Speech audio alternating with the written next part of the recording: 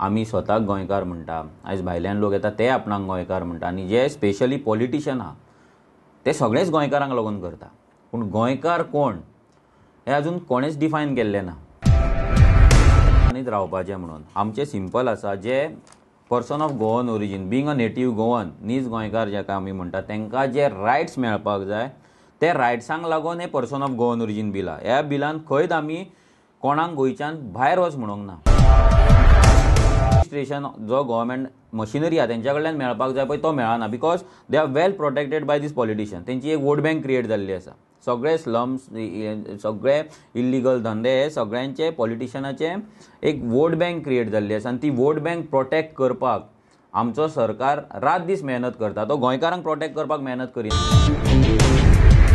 Support कितलो आसा हे सांगूंक शकना आमी, पूण जो सपोर्ट आसा पळय सर, तो सपोर्ट इतले पावरफूल आसा की ह्या राजकारण्यांची न्हीद तेंच्यांनी 100% घालयल्ली आसा. तांकां झेम पडना सद्या. सपोर्ट सद्या जो आसा पळय तोच सपोर्ट आयज सरकाराक हालयता.